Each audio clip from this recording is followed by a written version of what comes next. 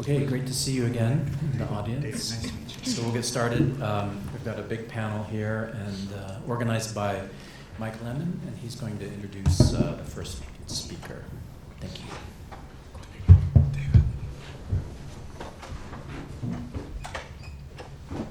Welcome everyone to our roundtable called Touching the Earth, a roundtable on non-Anglo and Indigenous perspectives on land. In her essay, Touching the Earth, Bell Hooks argues that from the moment of their first meeting, Native Americans and African people shared with one another a respect for the life-giving forces of nature or the earth. Hooks' statement connects Indigenous and non-Anglo perspectives on land, evoking a reverence for natural spaces and their spiritual and life-giving resources. Her comment also indicates a resistance to dominant Anglo-American perspectives regarding land and resource management. From a very open-ended call for papers, we have 7 participants on this roundtable, all who will offer the audience and ourselves a myriad of different approaches to non-Anglo and Indigenous perspectives on land. These presentations will move across different locations, times, genres, environmental issues, and tribal affiliations. And because this is a roundtable, each presenter only has 7 minutes to present, so that we will have a fruitful conversation between ourselves and the audience. With that in mind, I will present our panelists right now, and then we'll go down the road. So our first presenter will be Darren Williams. He is a PhD student in technical communication and rhetoric in the Department of English here at Texas Tech. Next, we'll have Dr. Mike Borshuk, who is a faculty member in the Department of English. Next, we have Dave Robledo, who is a PhD student in technical communication in the Department of English. Pretty much we're all from the Department of English, so I'll just drop that part. Next, we'll have Dr. Cordelia Barrera, who is a faculty member. Then Bernadette Russo, who is a doctoral candidate in the English department, followed by Dr. Sara Spurgeon, and finally by me, Dr. Mike Lemon. So, Darren.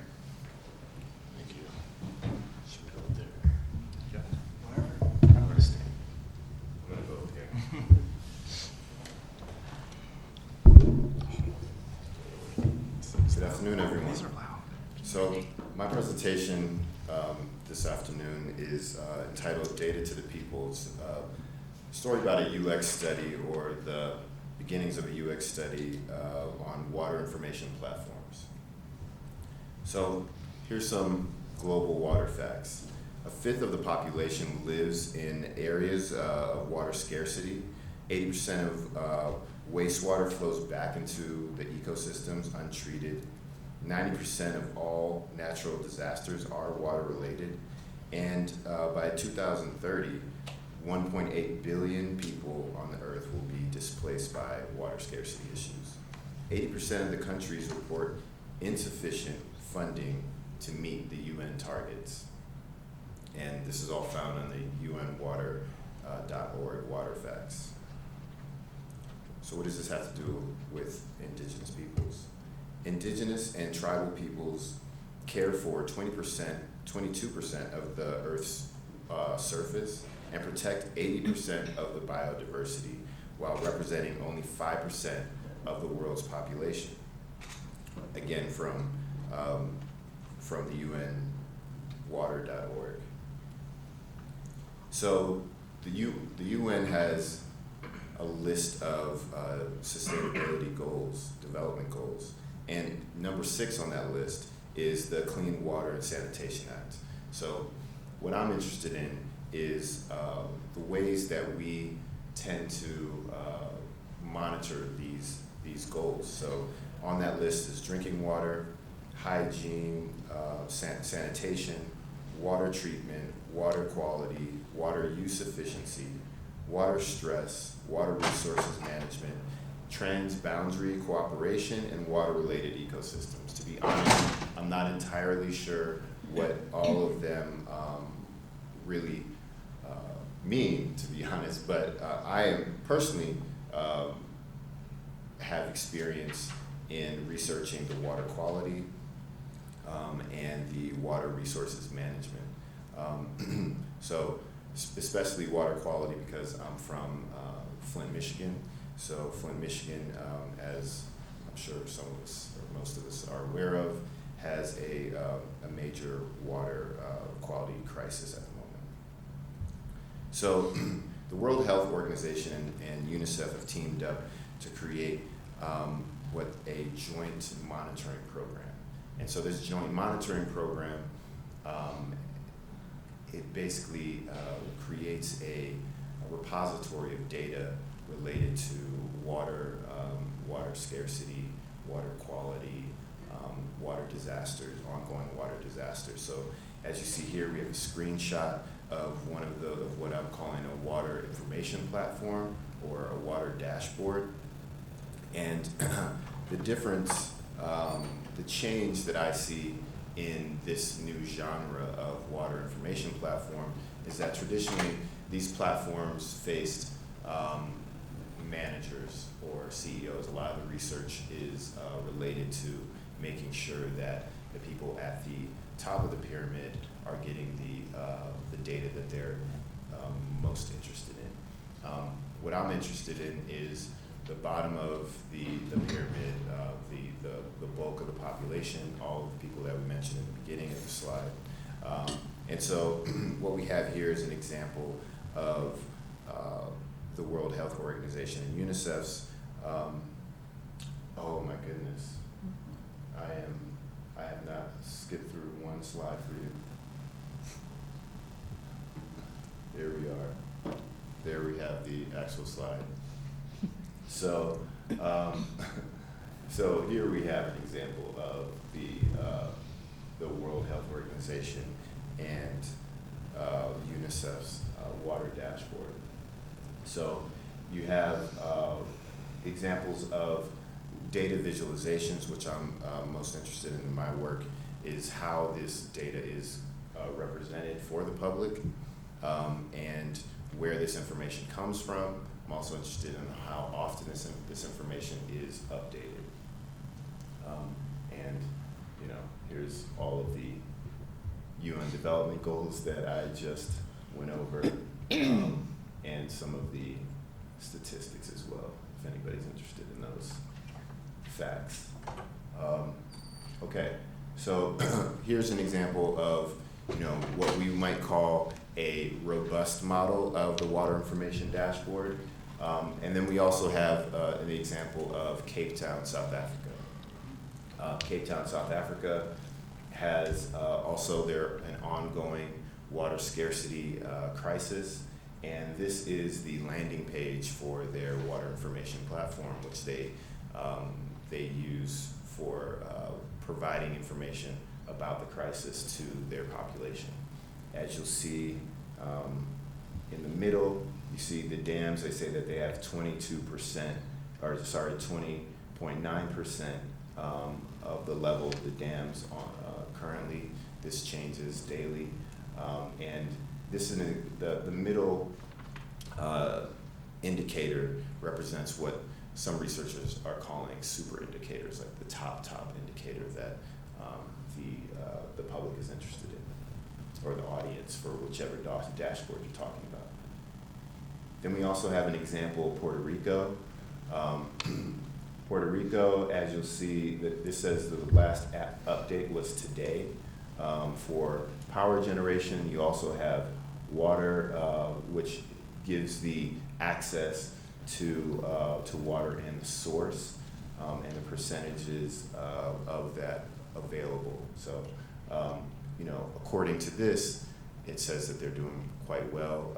I have heard some opinions that might be contradictory to what's actually happening in the country. So you also have that issue as well. Then also you see there where you have complaints. This is new to or unique to some of these dashboards where you actually have the opportunity for the public to engage with the managers of the sites.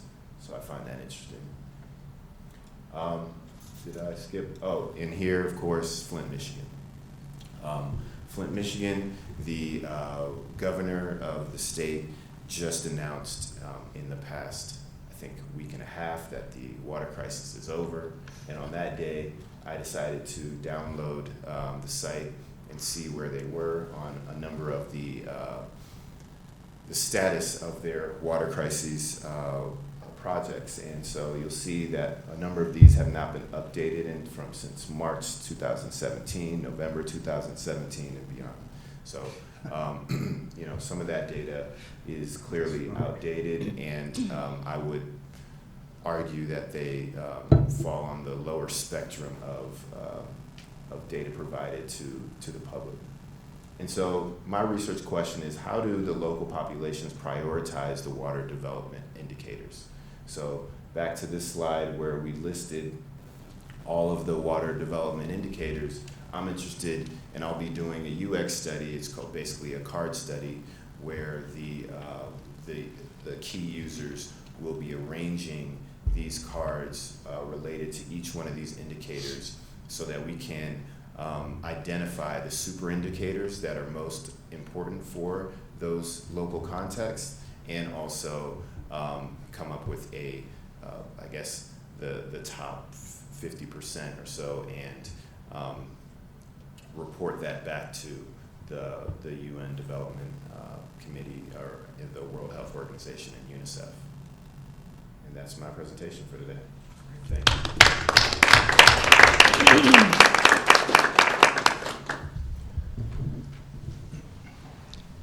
I'm going to stay close to the computer here, just to keep an eye on my presentation.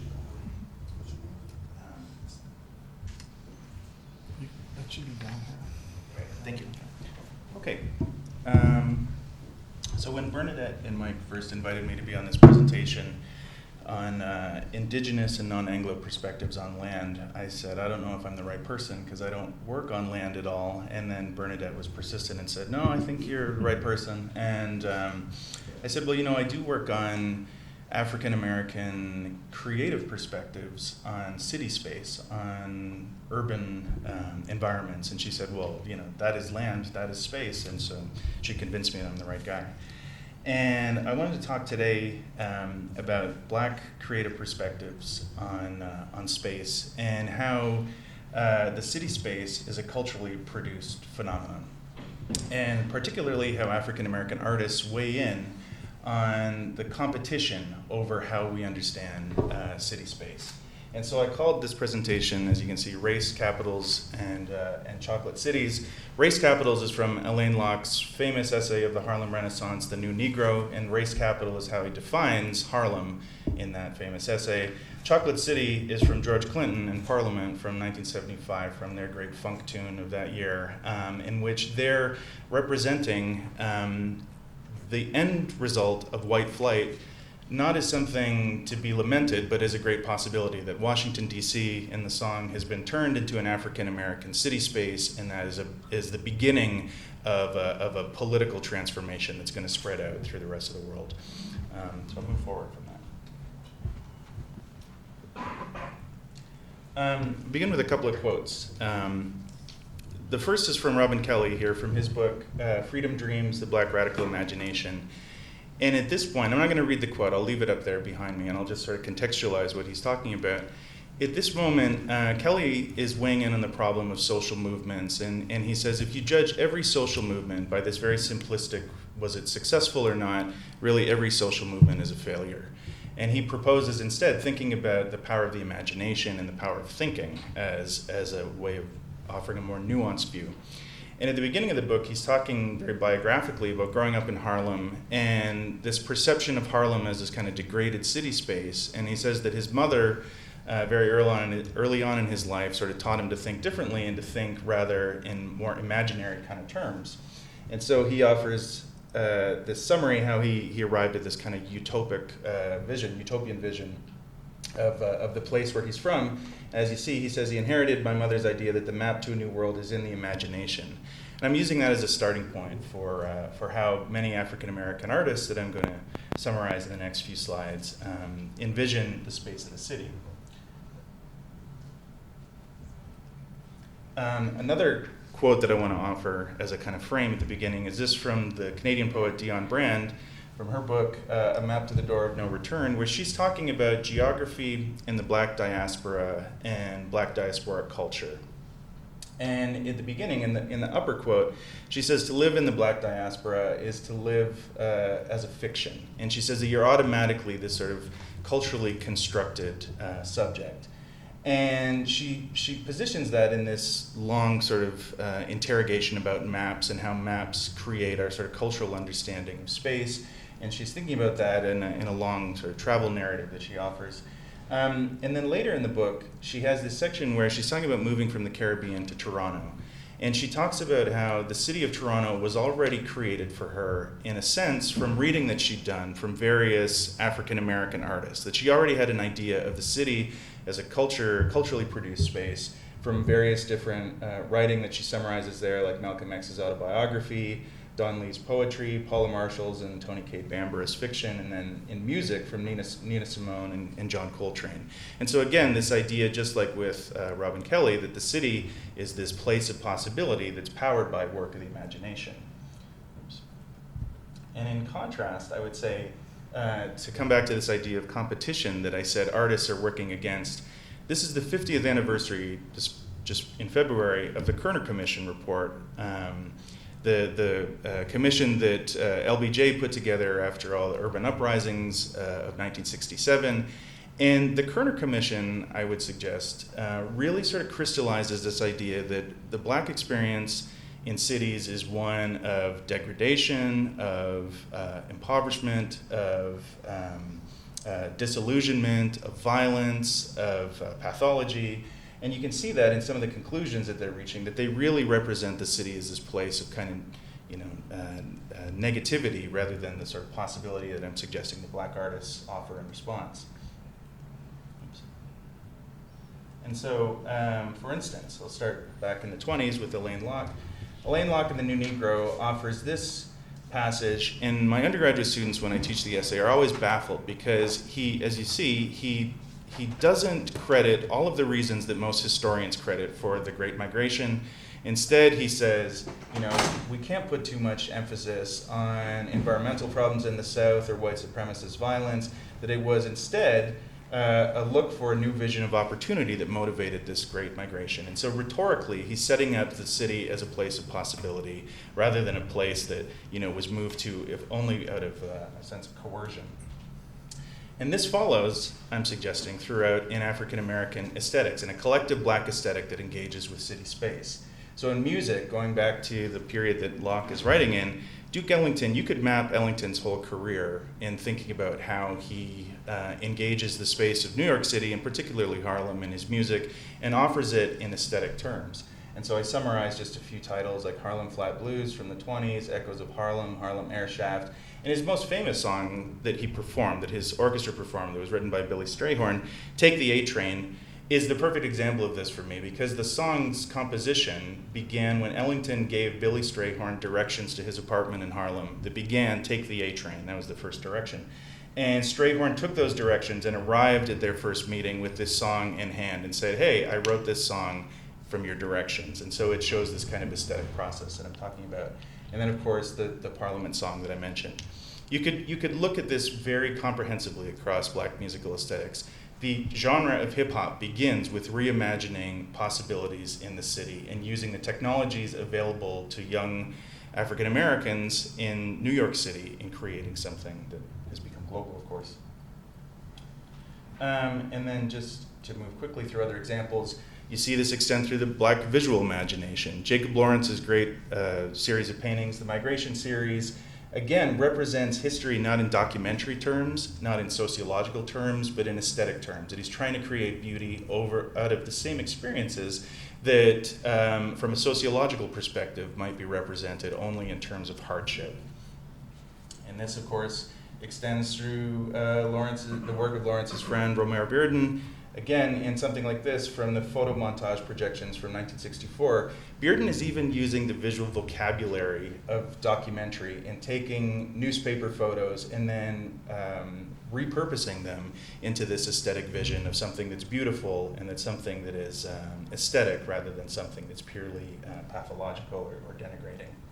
In film, you see the Spike Lee's films, I always call attention to for students that in a film like Do the Right Thing, which is engaging real-world problems, is represented in this dreamlike aesthetic way. The bright colors, the canted angles, and then this, probably the most famous sequence of the film, when characters interrupt and speak directly to the camera and take you out of a documentary space and into an aestheticized space. And then finally, the very last image I'll leave you with is Charles Burnett's film, Killer of Sheep from 1978, which again is representing working class African Americans in Los Angeles. And it is a film that I describe as the best example I can think of using the technology of cinema to create something poetic on the screen. And this is one of the most famous sequences in the film where he shows all these young African Americans running and just sort of engaging and being themselves in Los Angeles. And there's this sequence where he sort of re-envisions the space of Los Angeles as a kind of modernist structure here, and then these children leaping from one building to the next represents in the sort of the terms of ballet. And so again, it's taking what from one perspective would be sociological and offering it in something artistic. And so again, to follow back with Kelly and Dion Brand, I'm saying this is a collective effort among different African American artists, this sense of re-envisioning something as possibility rather than something else. Thank you. Excellent.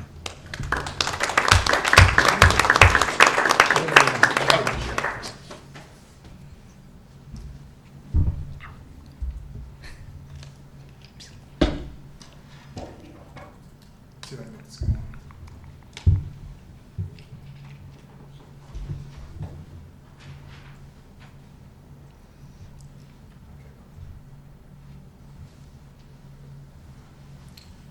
I'm David Robledo, and I'm going to talk to you today about an issue relating to energy development that's happening around us, specifically the extraction of natural gas from shales.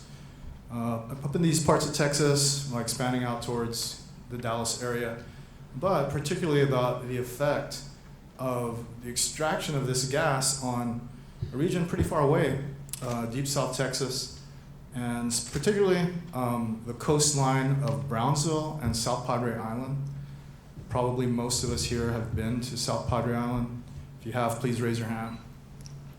Right. People go because it's different. When you go to Galveston, you try to go to the beach in Galveston, air smells bad, sometimes toxic, sometimes your eyes hurt. Same issue relates to Corpus Christi. In fact, South Padre Island is pretty much the only fairly pristine, highly populated beach in Texas. So it's something special. Probably won't be something special for long. So today's presentation is going to take you through that story of what's happening there.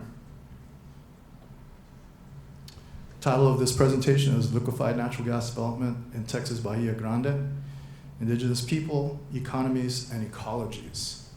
So we're kind of taking and extending that idea of indigenous people into the ecology of an indigenous person, which involves much more than just a person's rituals. It involves economy, the way that people are able to survive in a place.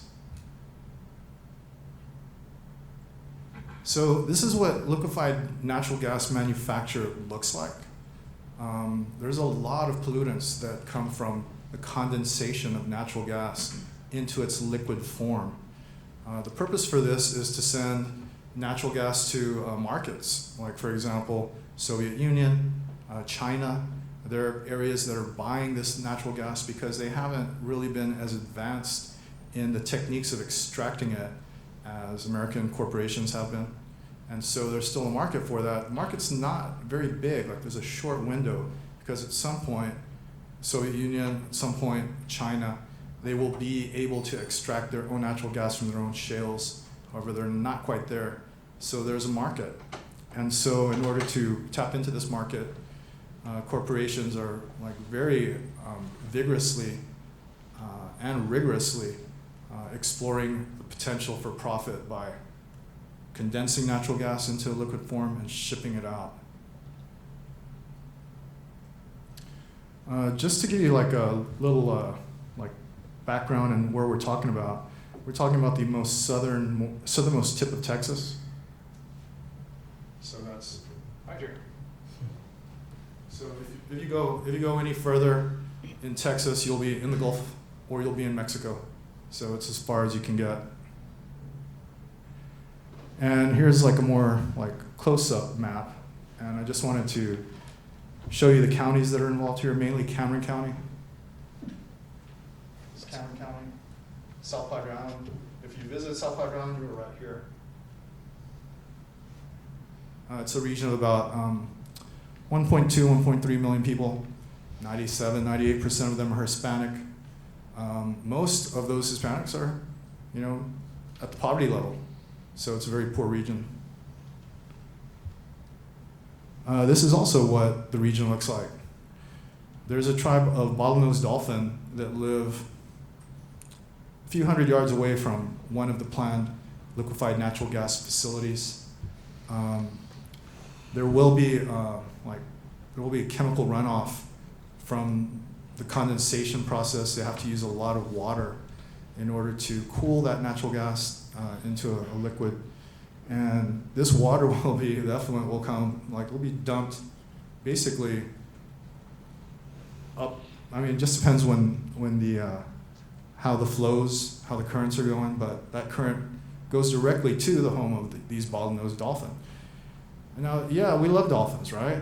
They're cute, they're beautiful, they jump high, but they're also part of the economy. Like, there's more than 100 people every day of the summer that pay money to take tourist boats to see these dolphins.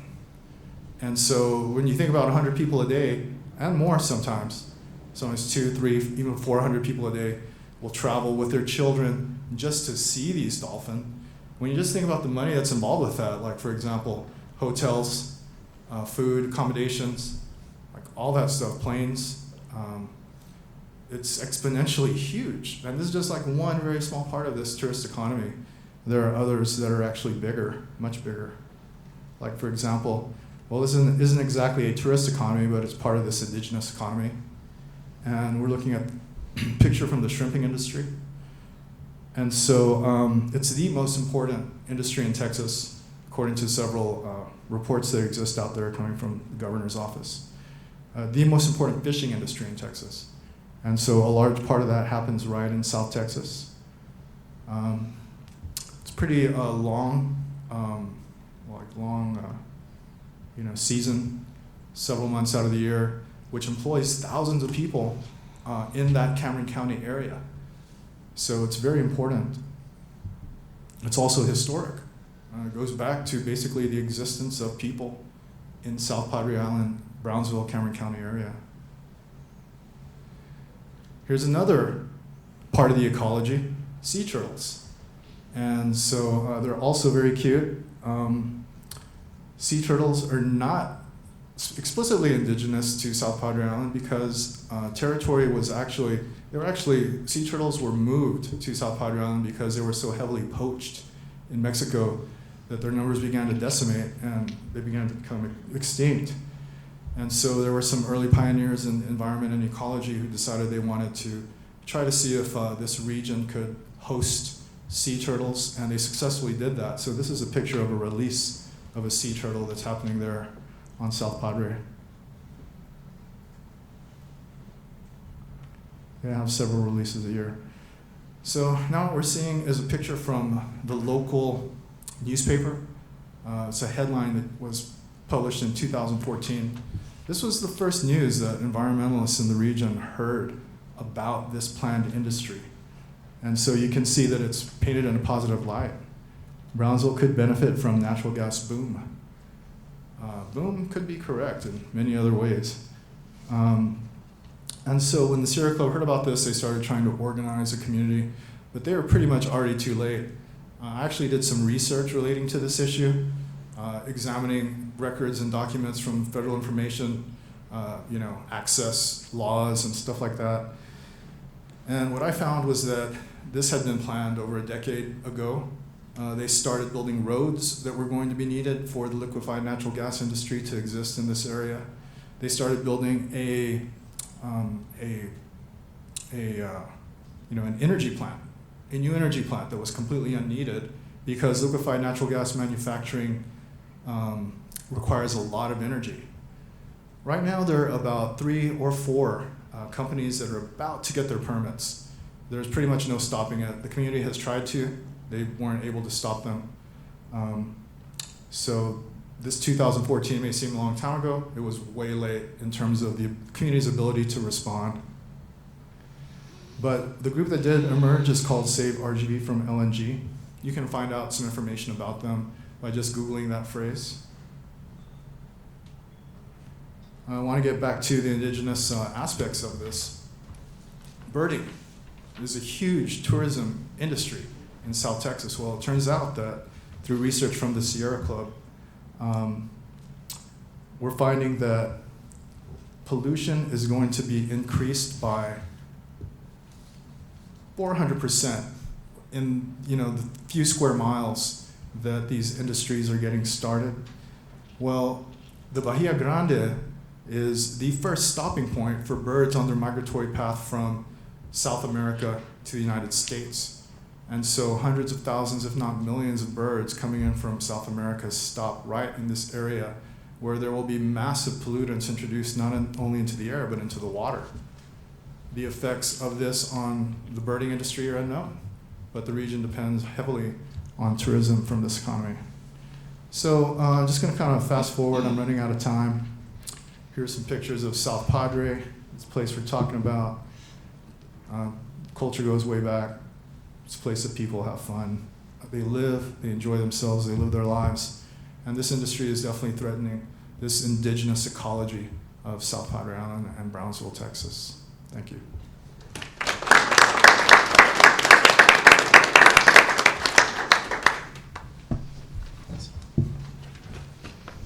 Thank you all for being here today. I'm just going to talk a little bit about Mexican-American indigenous cultures and how this relates to the environment.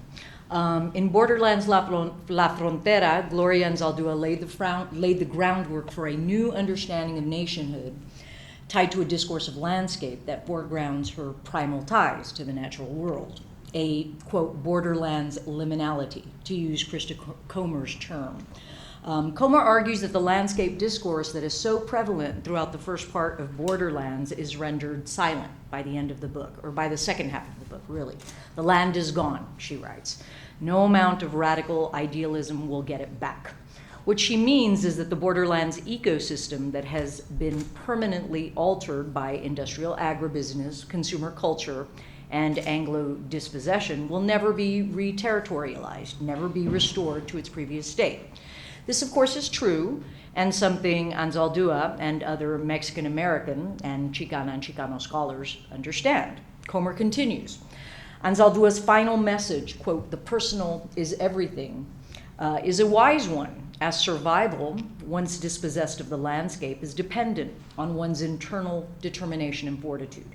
It's this internal consciousness, connected and sustained by an environmental consciousness and traditional environmental knowledge, that's at the heart of Mexican-American perspectives of the land. Here's an example. The New Mexican author and poet Sabine Ulibarri opens the documentary Chicano, Quest for a Homeland, with an important insight as to why so many Mexican Americans define nature as homeland and not natural resources or wilderness. He opens the documentary with these words, and this is a quote, "The land was sacred because your parents and grandparents were buried there. Some of your children were buried there, and you would be buried there. The sweat, blood, and tears of generations are filtered into the earth. It is holy, sacrosanct." An important scholar in environmental studies from a Mexican-American perspective is Devin Pena.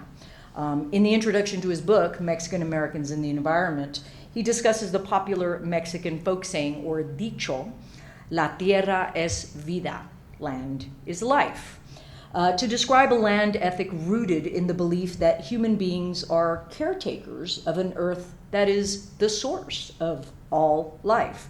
Historically, this land ethic has roots in the Maya worldview that prohibited excessive exploitation and hoarding by individuals.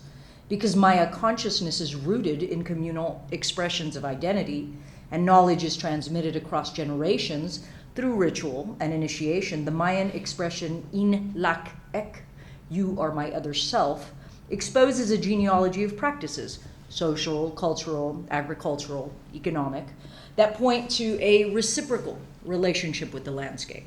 The natural world is not a thing to be tamed or exploited to create wealth or empire. Rather, it is a repository of knowledge important to the survival of both culture and community. There are many Mexican and indigenous folk tales that relate the folly of greedy people and greedy enterprises who act out of sin vergüenza, which is a shameless indifference to the harm wrought by capitalist enterprises of limitless expansion, industrialization, and growth. Vergüenza, or shame, encompasses a worldview that alleges that shamelessness occurs because the individual is separated from nature and community, which invariably leads to unethical behavior and social conflict. Mexican American, much like indigenous concepts of landscape, are not concerned with possession, territoriality, consumer-driven quality of life issues, or even individuals exercising their freedom in their various interactions with nature.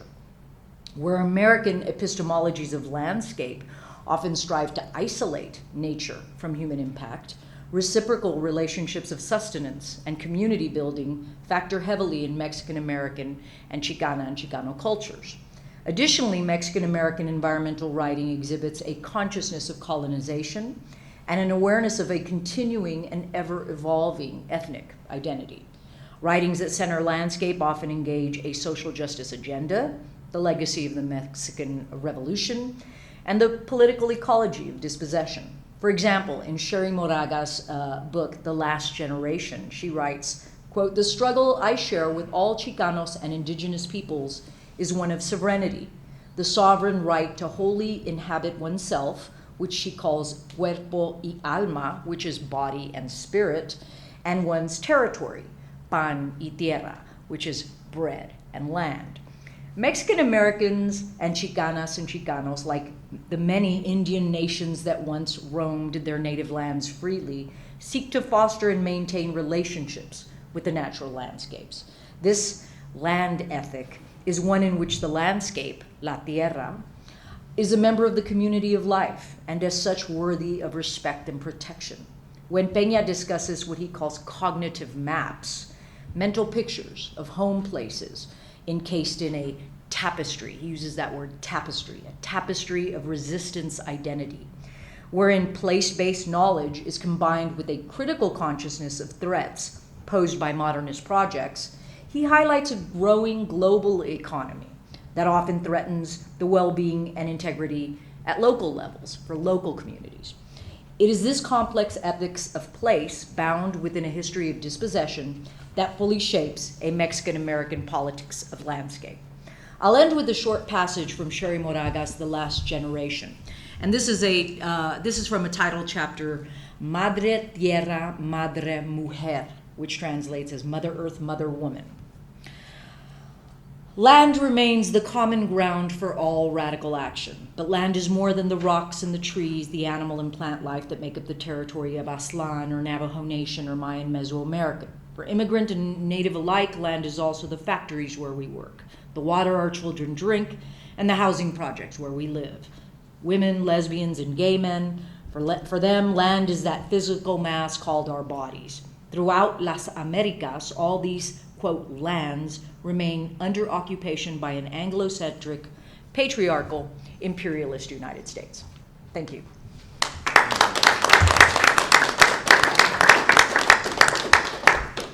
I'm going to give a brief I'm going to speak briefly about this, but hopefully the points I bring up will be things that we can discuss during the discussion round of the event. Today I speak from the positionality of a developing scholar in the field of Indigenous studies and a displaced mixed blood of Mohawk and Italian heritage who has never lived on a reservation and grew up in an urban, ghettoized setting. I first wish to acknowledge that different people, and in the broader sense, people groups, have distinctly varying relationships with land. Of the various minority groups represented in the United States, Native Americans uniquely have the experience of not only having a relationship with land, but also having land used as a means to discredit, undermine, and erase identity by colonizing institutions of hegemony up to and including the present imperial moment. Dislocated from their original lands, most Native American tribes and nations have been forced onto reservations that are composed of practically uninhabitable land. Those choosing to leave such deplorable conditions and live off-reservation lands frequently lose their status as Native American, as defined by institutional entities. For example, Cherokee scholar Jeffrey Corntassel addresses the World Bank's refusal to recognize Native Americans as Native Americans if they don't reside on reservation lands. This is unique to Native Americans and integral to modern-day attempts to erasure. For example, Blacks, Chicanx, Latinx do not experience this. Furthermore, the question of sovereignty, the right to govern oneself, is also a factor in the relationship of land to Native American identity. This was our land. The assertion of sovereignty threatens the presiding settler colonial government. I will go into this more in depth when we do our discussion. With regard to the relationship many Native Americans have to land itself, land and identity have historically and traditionally been entwined in Indigenous culture. However, we must avoid sweeping, romanticized, essentialist generalizations portraying all Native American peoples in cowhide pants and beads, lovingly worshiping maize. For the purposes of this panel, I will speak in a broad sense of the issues and relationships of Native Americans to land, but in no way does my argument encompass what all Native peoples feel, think, or experience. As previously stated, many Native American nations have been dispossessed, and because of this dispossession, the relationship between land and identity has become a point of contention in efforts to assert claim of cultural authority, particularly within the American Indian nationalist movement, such as Creek Indigenous scholar Quig Womack's works with Red on Red. He addresses these issues in questions of who has the right to speak for Native peoples. Does someone who has never experienced the horrific conditions of res life have the same right to Native identity and all that such identity connotes as someone who grew up under such conditions? What about those who grew up under the conditions of forced boarding schools, away from the traditions, culture, language, and land of their people? What about mixed blood such as myself who were raised in city settings? These are all questions of sovereignty, cultural authority, and rights to the meager affordances listed in treaties with the government, which are often broke, and decided and defined by identity as connected to land. For this reason, I turn my discussion from land to place, aligning with contemporary Indigenous scholar Daniel Heath Justice. Born Cherokee, growing up on Ute land, and teaching in various nations of the First Nations in Canada, Justice addresses the identity land issue in his discussion of place in the chapter A Better World Becoming, Placing Critical Indigenous Studies. Justice's discussion of place as relationship to land and identity, rather than rooted in one particular space, seems to delicately balance the tightrope and the ontological conundrum Native people have encountered through Euro-Western hegemonic constructs of society. As someone who is of mixed blood ancestry, raised in urban location devoid of Indigenous culture, I embrace Justice's approach to the issue.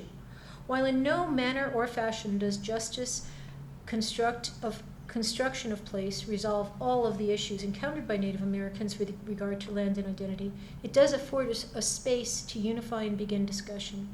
These are but a few considerations and relationships Native Americans deal with in regard to identity. Thank you.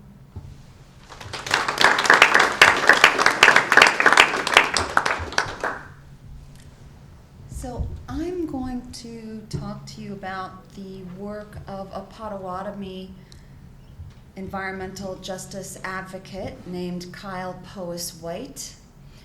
He has written on what he responds with when non-Indigenous environmentalists ask him about what they can do to be good allies to Indigenous people. The first thing he points out is that those of us who are the recipients of settler colonial privilege have to acknowledge that our economic security, our U.S. citizenship, our sense of relationship to the land, our mental and physical health, our cultural integrity, family values, and career aspirations are not possible, literally, without the territorial dispossession of Indigenous people. He cautions that gestures toward allyship can risk recolonizing Indigenous people. He points out that some people have tried to create bonds of allyship by believing that in the past, Indigenous wisdom and spirituality were so profound that Indigenous people have always lived in ecological harmony back in the old days. This is the romantic approach. Other allies, he points out, have tried to create solidarity through claiming that Indigenous and non-Indigenous environmentalists should not distinguish their efforts. Under this view, environmental problems threaten all people, and we should stop wasting time worrying about things like environmental racism. This he calls the same boat approach.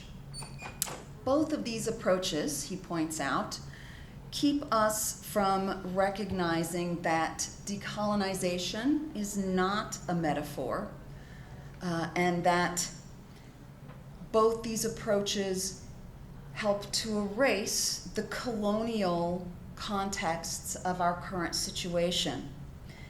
He would point out that the conservation movement has been as damaging to Indigenous people as extractive industries, national parks, ecological restoration projects, conservation zones, and the use of terms like wilderness are associated with forced displacement of entire communities, erasure of Indigenous histories in education and public memory, economic marginalization, and violations of cultural and political rights. A decolonizing approach to allyship, Pois White would argue, requires that allies must challenge the resilience and the rhetoric of settler colonial privilege. That privilege is often rhetorically expressed as the desire to avoid some, quote, dystopian environmental future, replete with species extinction, irreversible loss of ecosystems, and severe rationing. Things like abusive corporations and governments that engage in violent brainwashing, quarantining, and territorial dispossession of people who stand in their way. Obviously, this is already the reality for Indigenous peoples in North America. The imaginary post-apocalypse for them has been here for 500 years. Zoe Todd and Heather Davis, authors of On the Importance of a Date, or Decolonizing the Anthropocene, characterize the ecological footprint of colonialism as, quote, seismic. The Anthropocene, they say, is not a new event. It is a continuation of practices of dispossession and genocide. Its start date is October 1492. Admitting to this forces us to see the historical and ideological links between settler colonialism and the Anthropocene. A decolonizing allyship, Pois White says, requires allies to be critical about their environmental realities and about the purposes of their environmentalism. To do this, he says, we must realize that we are living in the environmental fantasy of our settler ancestors.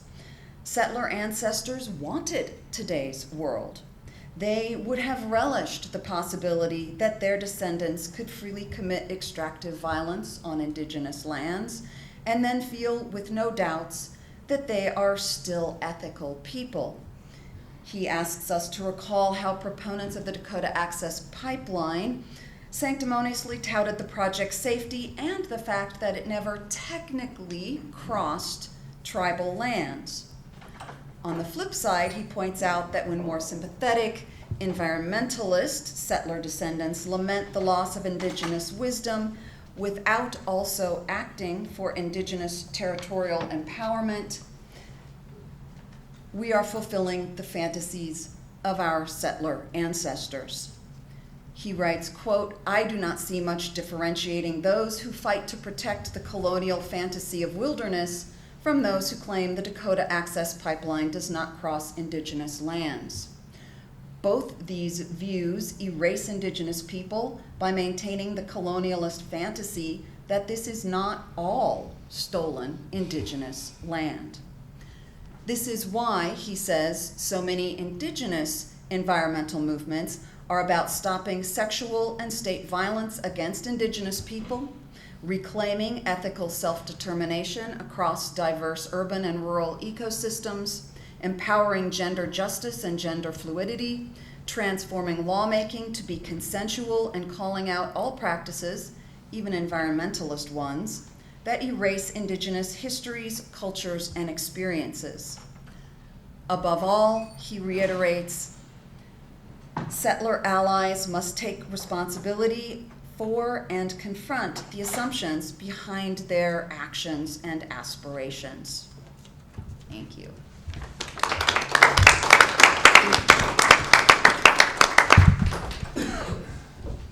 The title of my presentation is Change the Land, Change the Narrative. In her 1893 novel Iola Leroy, Frances Harper obscures specific locations, referring to cities by C- or P-, allowing her to demonstrate the transformation of physical and social political spaces. Historically set in the mid-1800s, the novel follows a mixed-race family in the larger black southern community as they move from slavery to freedom.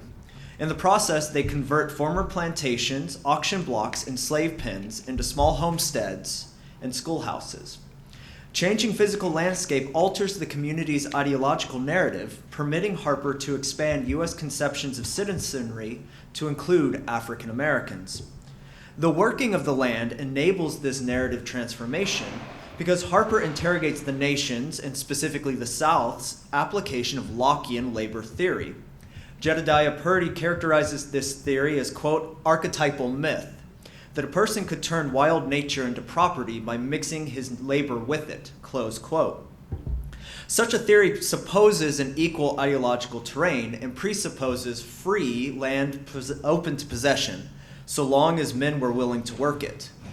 Both these suppositions negatively impacted African American and indigenous peoples, although for this brief remark, I will focus on the former. The South's conception of these principles were less about equal property rights and more akin to Locke's 1669 drafted Constitution for the Carolina colony, in which he proposed a hereditary aristocracy whose lands were worked by serfs. This Constitution also contained a provision that African people should be enslaved perpetually. Cheryl I. Harris provides more stark language, writing, quote, "The hyper-exploitation of black labor was accomplished by treating black people themselves as objects of property.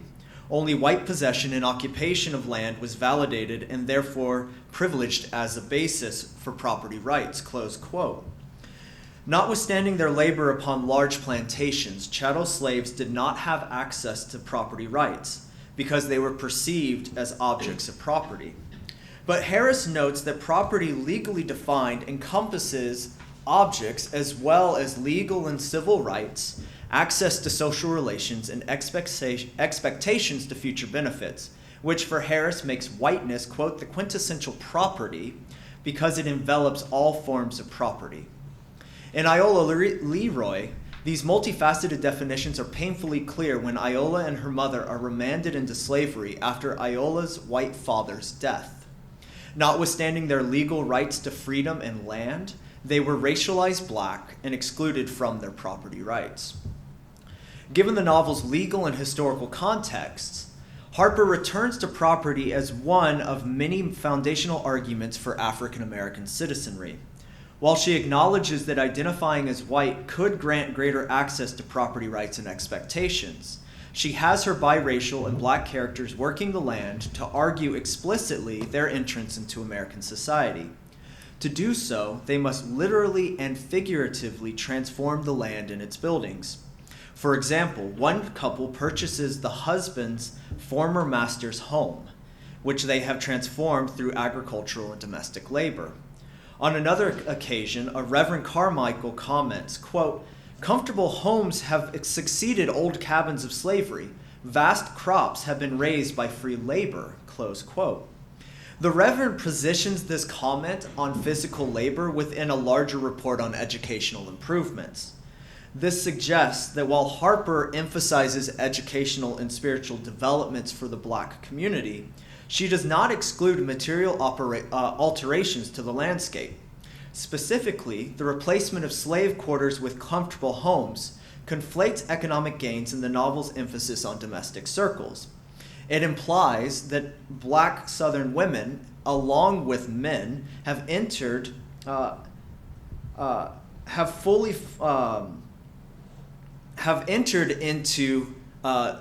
the economic and domestic spaces. For black Southern women, it establishes domestic spaces in locations where they previously could not raise families. Coupled with the following statement on agricultural pursuits, Reverend Carmichael's statement presents a fully formed black Southern community with both genders' labors represented. A more substantial example comes in the novel's conclusion.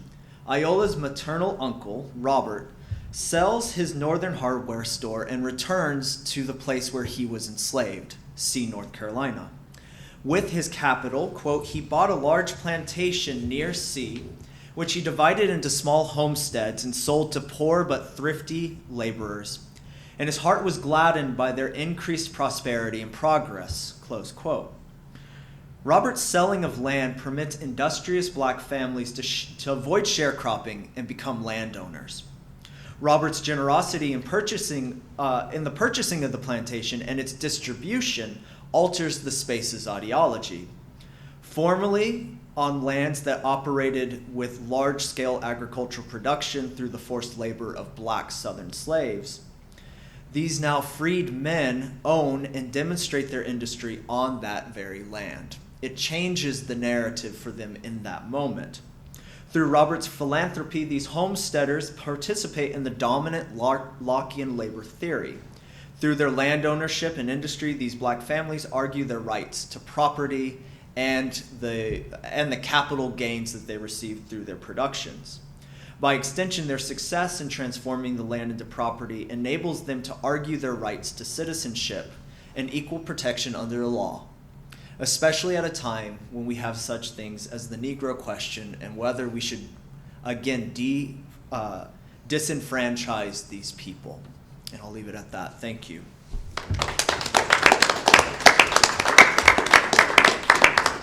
I'd like to take this moment to thank all our panelists for, again, the very different and innovative ways that we have approached this topic of non-Anglo and Indigenous perspectives on land. Also, I failed to mention, and I thank Dr. Borshuk for reminding us, that this panel was co-organized by myself and Bernadette Russo, so please give a hand to Bernadette for all her hard work in getting this together. I now turn the time over to audience members and to panelists to have a conversation, ask questions about our presentations and the projects that we're doing. And I'd actually like to start with a question for all our panelists. What really strikes me, more so than the locations that we talked about, are the different historical perspectives that we all brought. And so I have a question regarding how we factor in temporality, the past, the present, and the future as we analyze these perspectives on land. May I? Sure. From the Indigenous perspective, we, as I said in my presentation, we have to be very careful. Part of the erasure of Native Americans is this constraint to history, this constant American Indian archaic presentation of American Indians, American Native Americans as being something of the past. This is not a question of past conditions. This is a question of current conditions. There is a present imperial moment we are experiencing. And with regard to temporality, I think that that is part of our fight for sovereignty, is this presentness. I would just say that the argument that the Anthropocene begins in October of 1492 is in this sense a past date, but it's a past date that reminds us both of the continuation of the Anthropocene, because the continuation of colonialism goes right along with it, and that also should remind us that for Indigenous peoples, and especially for Indigenous activists, as Bernadette points out, they're sort of fighting a war on two fronts. At once trying to remind non-Indigenous people that they didn't all vanish sometime in the 1800s maybe, but are in fact very much here, very much fighting, as the folks at Standing Rock tried over and over to reiterate, and that at the same time they are fighting our environmental battles, right? That even though the Dakota Access Pipeline did not technically cross a tribal border, they were the ones out there freezing in the Dakota winters trying to keep everybody's water supply safe, and that this did not happen 100 years ago or 200 years ago or 500 years ago, but last year. Yeah, I would add that this idea of the presentness of the past is something that I encounter a lot in my work on borderlands literatures, right? Because a lot of times what we see are these circular narratives of time rather than linear narratives of time that kind of focus solely on the future. If you think of circular time in terms of rebirth and the idea that the past is always a part of the present, and the past and the present, of course, are going to form the future, then you have to remember that the past is something that continues to inform the present and will always inform the future. And it's a kind of a different way of thinking about time rather than just this future-oriented time. Can I follow that too, and thinking about different senses of time? And the aesthetic, the way I was describing it, the sense of time is always kind of open-ended. And so rather than look at history as being anchored to some particular reference, it's always open-ended and more associative.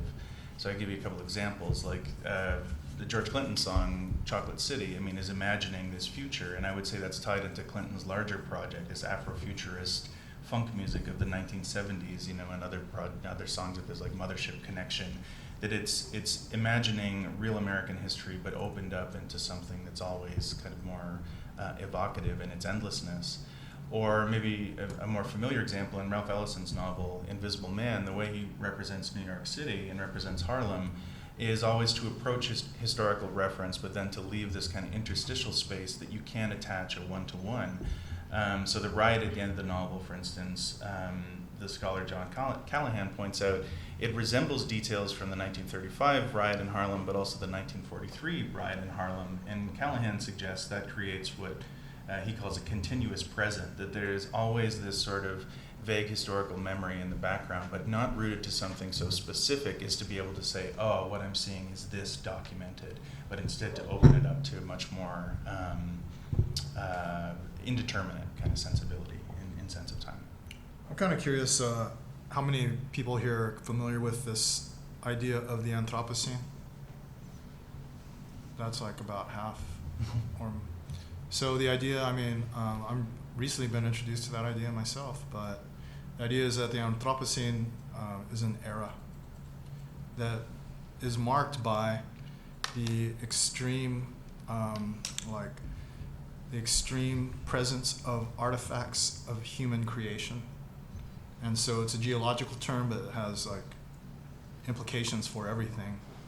So just to give you all a little background in case you haven't heard of that, it relates to time, it relates to what human beings leave behind, what's around us, the artifacts of human culture. And so you can imagine what that looks like.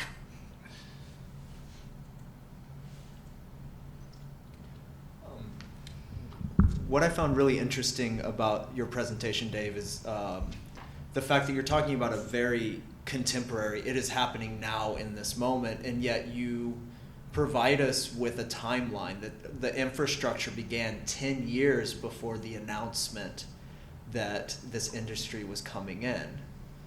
And also, thank you for defining the Anthropocene for us. So I find it interesting that all of our presentations spoke about this idea of time and how aesthetics, how real life situations factor in different perspectives on how time functions and how it is represented in contemporary spaces. Very interesting. I have a question. I'm not sure the Anthropocene, everything becomes extractive, of extractive value. Everything becomes property. And my question relates to you. That property is really, I guess it's the state or capital itself represents that property. And when you talk about minority rhetorics or literatures, there's a reclaiming of voice or a sustaining of voice. I'm not sure what, and I guess it was Darren's presentation. I'm from Michigan too, by the way, Darren. And the platforms that you showed were all representations, I think, of the state. Of these are our objectives we're meeting them. They seem like PR, but is there a counter rhetoric about the status of the land or the neighborhood or place for the people of Flint? Do they create their own platform that is a counter argument to all of the Michigan government's claims that everything's being taken care of? Do you know what I'm saying? Are there any other? Well, as far as I know, the most other prevalent counter arguments or counter perspectives come from the academic world. So, University of Virginia was doing a lot of the early work in testing for, or was it Virginia Tech? I'm sorry, Virginia Tech. Virginia Tech is interesting. It's outside of Michigan. It's out, exactly, and they've actually gone through a recent battle with Wayne State on some of the research territory, if you will. But as far as the public is concerned, I think that's where my interest starts. Is how much does the public have a voice in the process of asking for information? And I was originally interested in the idea because Phoenix, Arizona is very public with the way that they disclose their subcommittees on sustainability, and in those discussions you can actually watch them on YouTube, and the public tends to be represented pretty often in those examples. But for me, I have not been satisfied by the constant I would call live data feeds based on water scarcity, water quality, that is for the public itself. And if you look at the Flint example, I mean, it looks exactly like a project management dashboard for status of like certain specific construction projects that is for, you know, a very small group of people, probably, you know, within the city council or the mayor's office. And other than that, you know, what I'm interested to see is someone who's doing work in the area of, you know, the public rhetoric itself. You raise a really interesting point. What's your name? Darren, Francis. I lived in the valley for a while. Oh, wow, okay. And I knew those Sierra Club people were fighting that, and we had a parallel fight against FERC and the approval of our pipeline coming through there. So I know some of the story that you were talking about. Seems it's pretty much the same story every community. I think there's one community that was able to stop it on the East Coast near Rhode Island, I think, and probably only because like half the population of that city was like PhDs, you know, highly educated. But it raises an interesting point because, you know, basically these dashboards seem like they could be PR. Like, for all you know, you have no idea how that data is being collected, how it's being represented.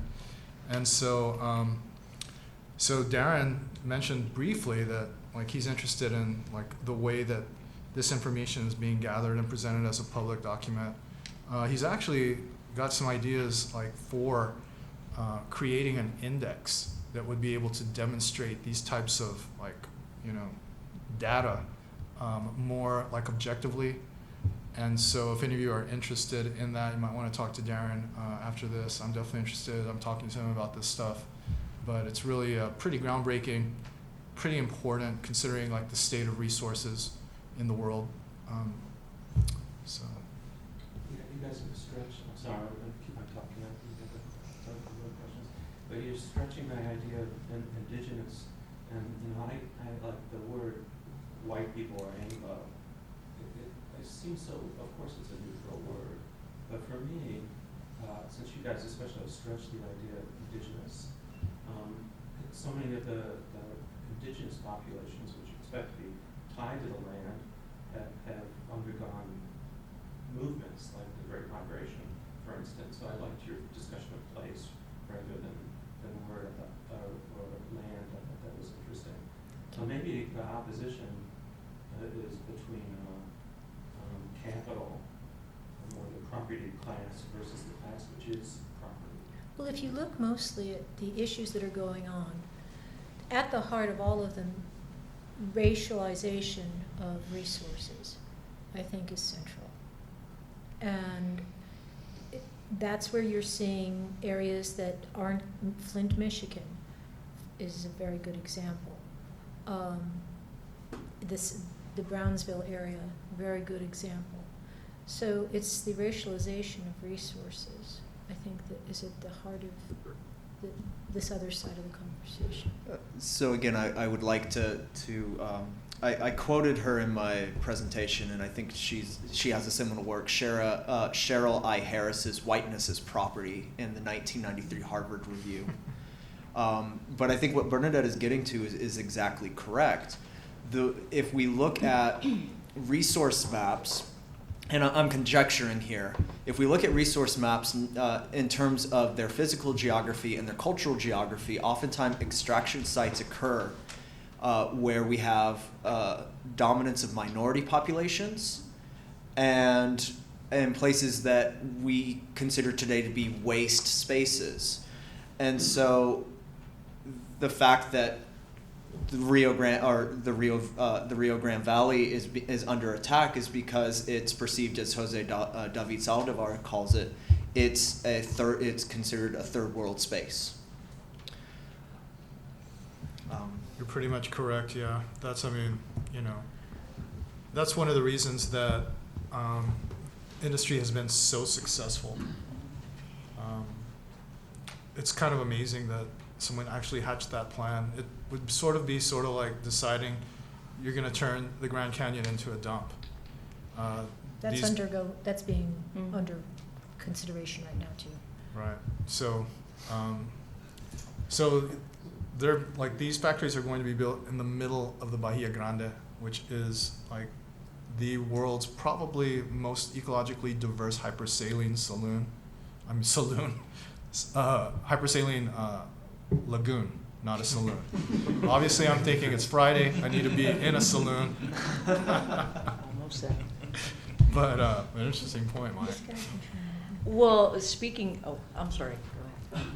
You guys have such great things to say. I just want to butt in and ask a question, because I'm really curious with the conservation movement's, mistakes and gaps so far with trying to engage with Indigenous people on environmental issues. I think we probably agree that we need all hands on deck, Indigenous and non-Indigenous people, to address the wicked problems that we're facing on the planet. What is the protocol? What is the best way forward for that to happen? To engage as equals, and do it respectfully and effectively, so that Indigenous values and wisdom will come to the table. If I could just give a little example, and this was a few years ago. I'm originally from Laredo, Texas, and Laredo is right on the border of Nuevo Laredo. What separates these two is the Rio Grande. And there's a little town called San Ignacio, which is just like, I don't know, maybe 20 minutes, I guess, south of well, kind of southwest of Laredo. And there was a proposed landfill site. San Ignacio is teeny. There's like 500 people there.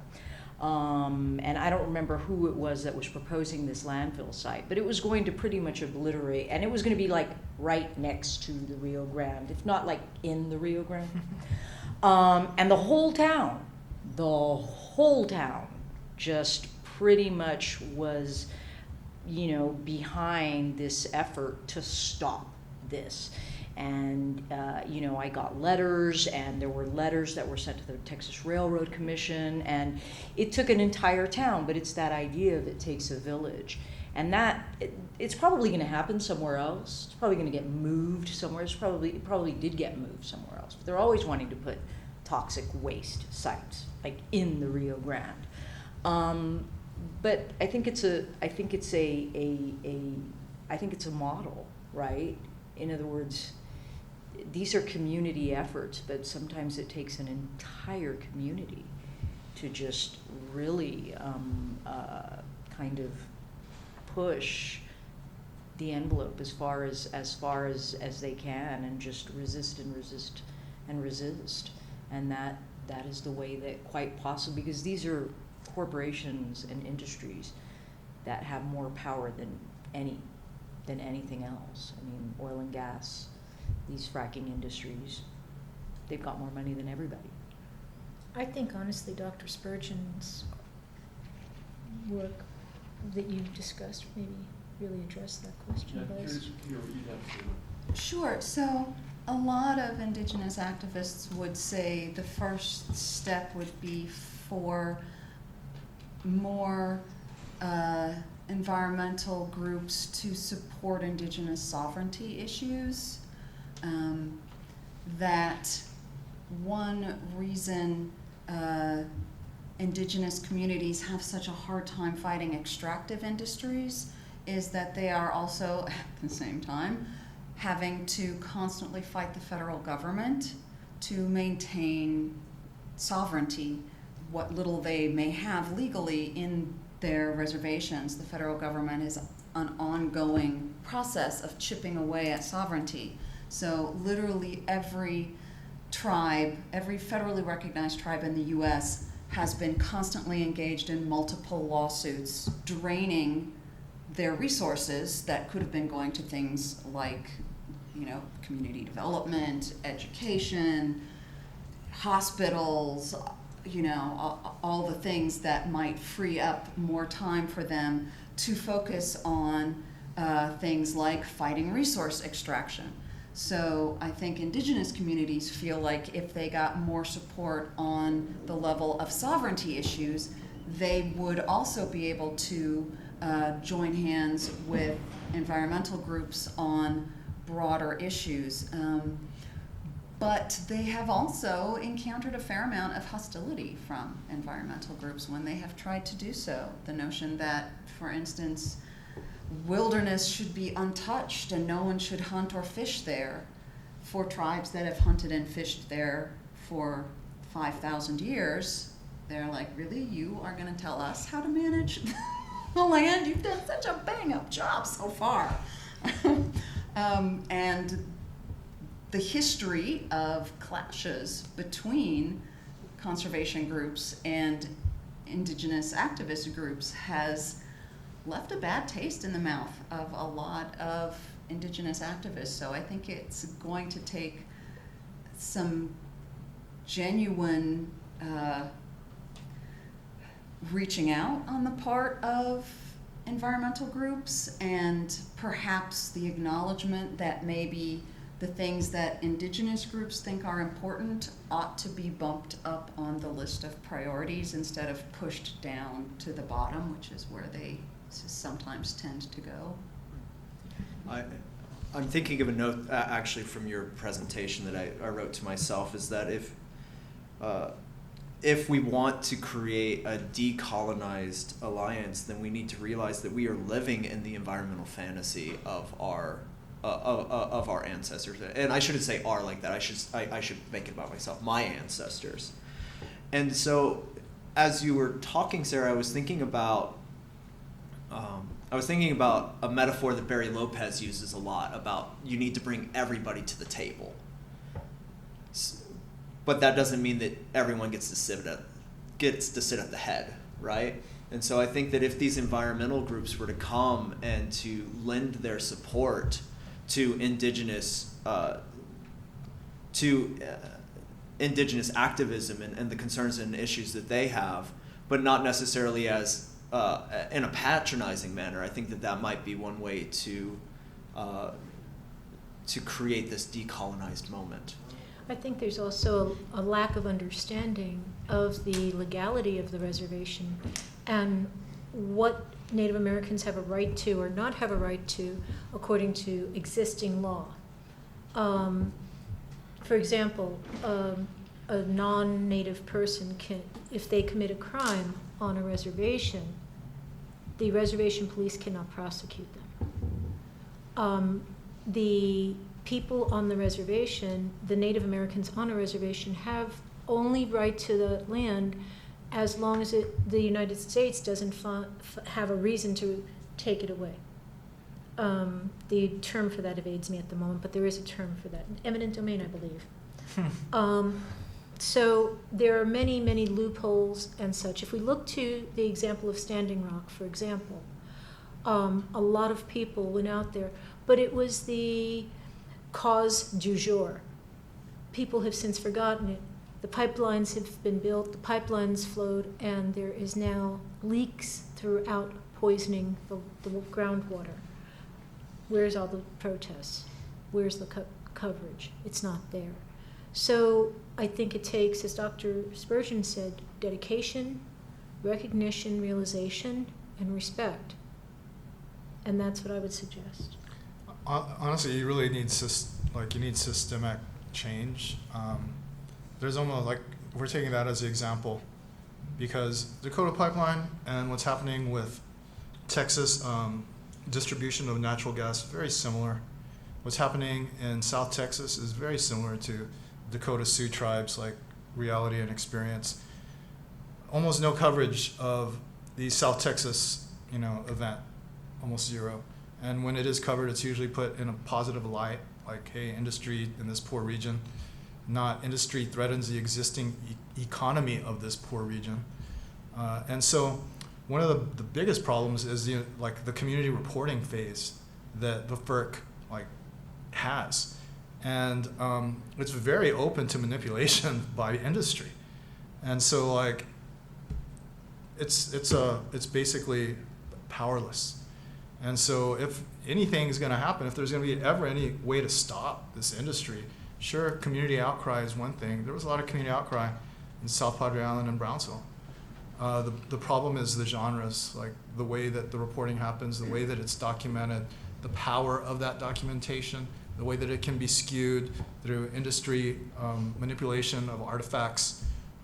That is really what has to be looked into. And it's basically a legal battle. I have a question. May I ask a question? Yeah, of course. My question is for Dr. Borshuk. So I really appreciated your presentation. And the question I have is, when we think of the migration north post-slavery and the constructed nature of the city, and it's a forced constructed nature, it's man-made completely, right?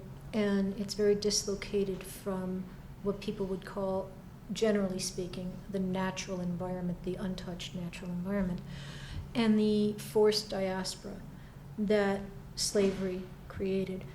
I'm wondering about the implications, if there are any, or the connections between these things in terms of the creative imagination that you were referring to. Because this space was already constructed, is that what you mean? The Yeah, constructed I think- nature and the forcedness of it. I mean, it's again that dislocation, and that we have to be here because this is where we're being thrown into. It's not a choice. And I think more in terms of Sonny's Blues, Mhm. with the vivid description of Harlem at the time. Right, and I mean, that's a story that ends with a moment of aesthetic transformation, right? That takes a character that's been understood as like the representative, pathological member of a disenfranchised urban community, and then he attains a kind of transcendence in the end. And it's literally articulated in the language of transcendence in that story. Yeah, I think that I would return to the idea I presented at the beginning of discursive competition over what the city means, and I think that beginning with, I sort of began that narrative with Elaine Locke's statements in The New Negro, and saying that there's this common understanding that's this sense of like historical, collective historical problems and coercion that forced this migration of these people into this space, rather than give them any sense that, rather than afford them the agency to have constructed that narrative and their arrival and their then time and life in that space in their own terms. And I guess that's, I don't know if that answers what you're asking about, but to come back to like there was a pre-set narrative before then that all of these artists are challenging, that taps into just the very nature of cities as constructed space. And there's much great writing on that, like Jonathan Raban's work, Soft City does that, or Michel Foucault and of other spaces. I feel all lend themselves to this understanding of no city being kind of neutral geographical place. Hi guys. Yeah, thank you for a wonderful presentation. I really appreciate that each of you tries to diversify the North American environmentalism by providing the indigenous and non-Anglo perspectives. But I have a question regarding how do you understand the term Anthropocene? Because it is still very troubling for me for many reasons. First is that when it comes to its definition, human impact on the Earth system, who are those humans? Because who defines us in the categories of humans? Because not everyone is responsible for same impact caused by this environmental destruction. Because given the historical links between industrialization, slavery, and global capitalism, the global north has a great impact on current situation. But when it comes to reality, most of the people who are living in the global south have a much heavier burden than people living in the global north. So it is the question of how to understand and represent the scale. And this is kind of troubling for me because all those the works that you have mentioned is primarily focused on North American environmentalism. So it also links to the question posed by environmental historian Ramachandra Guha, who mentions about the importance of the third environmental perspective in his essay. So I know there is no clear definitive answer, but I just want to know how you understand this troubling term as a perceived facing the fact that there are multiple factors causing this syndrome called the Anthropocene.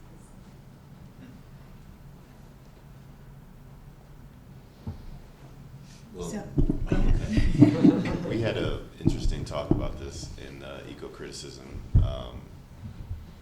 reading group recently. That was our main term. And,